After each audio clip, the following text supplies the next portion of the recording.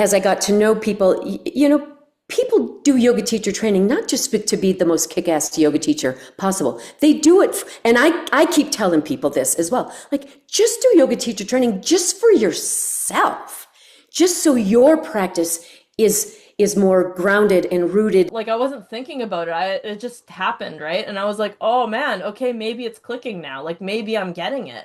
As teachers, it's not just what we say and what we tell our students to do and the instructions that we give.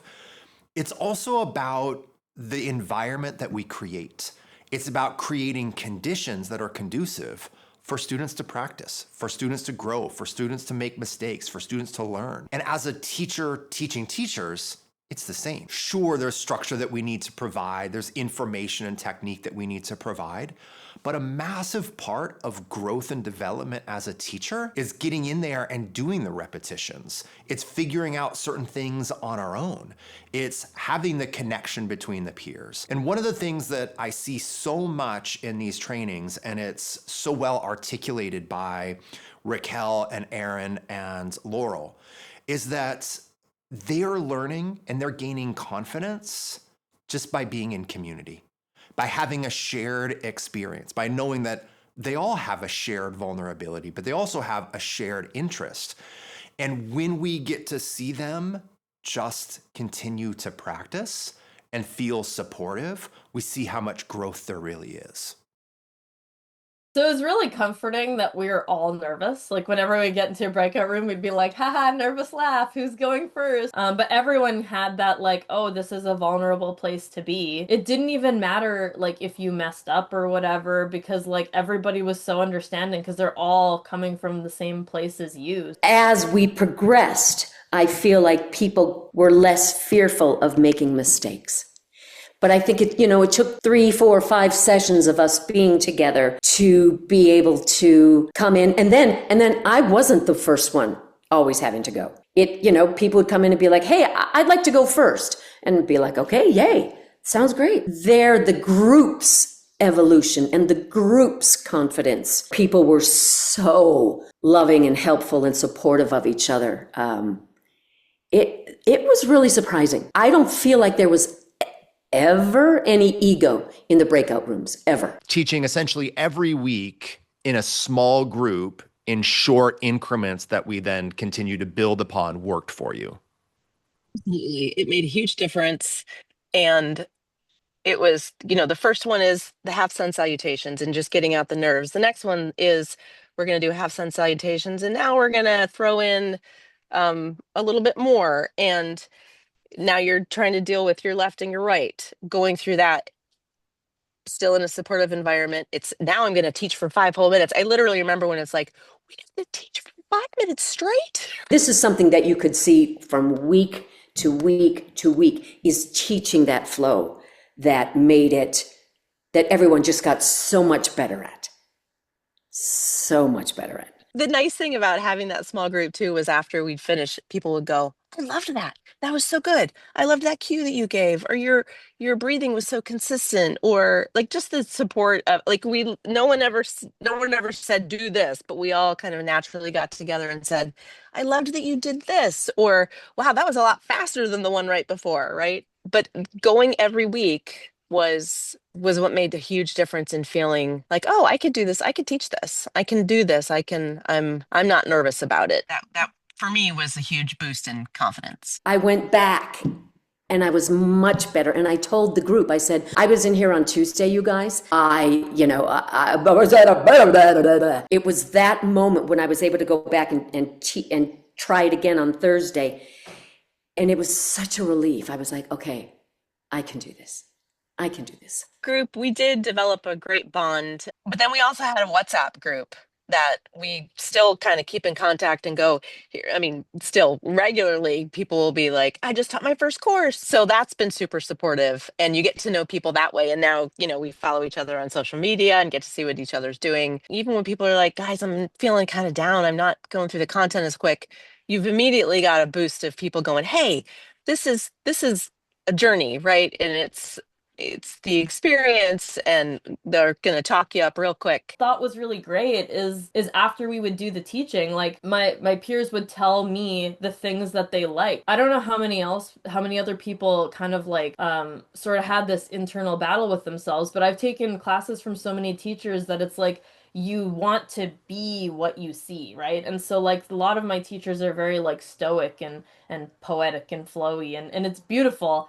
I am not that. I am not that at all, right? And it took those peers in those sessions telling me, I actually liked when you said this silly thing and messed up, or I actually liked when you like had a moment where you were a human being. Like that's when I started realizing, oh, I don't need to be this stoic, poetic person. I just need to be myself because that's what matters, right? Like so many yoga teachers of my generation and the generations that came before me, I taught yoga for several years before I did any training. Then I did a 2-year teacher training. It was exceptional. But I want to say this, I didn't get a fraction of the amount of practice teaching in those 2 years that my students have gotten in just this short increment. Also, I didn't have nearly as much of their insights. That moment where Raquel is describing the feeling of becoming herself, not needing to emulate teachers, but actually figuring out who she is as a person, owning that and stepping into that role, to me is like so amazing and heartening. And it's light years beyond where my sense of things were at graduation. Another thing that I really wanted to check in for everybody is how the practices affected their personal practice. So many yoga students join teacher training programs, not with the intention of teaching, but because they want to immerse themselves in their practice and they want to learn more. And this often everybody is in environment, a teacher training, where people go to learn about anatomy, to learn about philosophy, to learn about history, because when we're only doing drop-in classes, sometimes it can be difficult to like put all of these puzzle pieces together.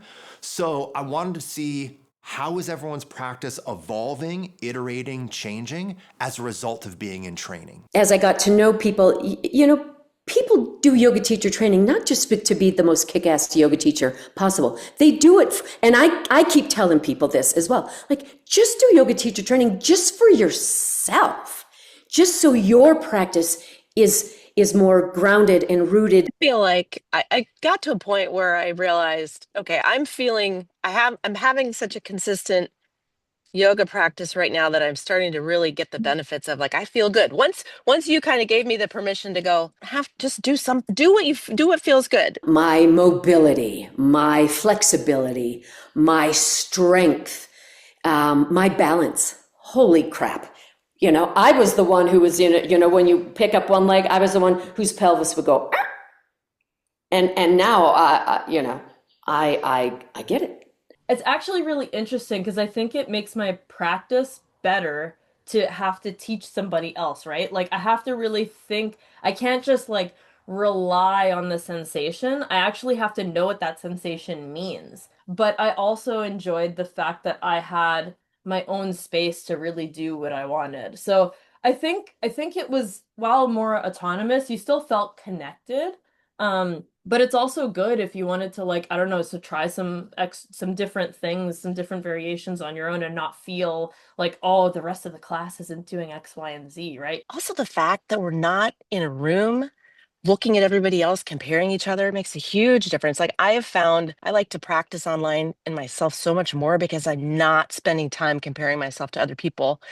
And so I wasn't intimidated, mostly because I could just see a little square of them. And so I always had this like weird rule in my head where it's like I can't do a self-guided practice because I just don't know enough.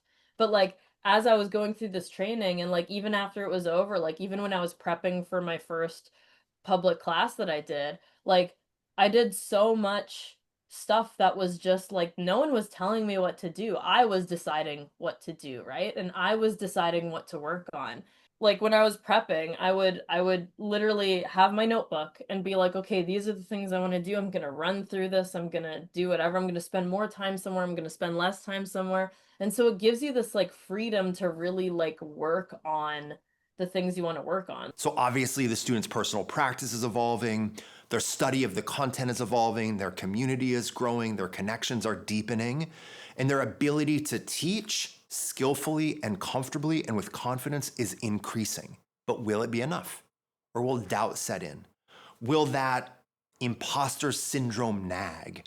Will these students feel comfortable stepping, when the time is right, outside of this community, stepping into theirs and teaching class? Are you starting to feel like a yoga teacher? Like, are you starting to feel like, yeah, of course, I have plenty of room to grow. We all do, all teachers do, but yeah, I can step in there and support and help others.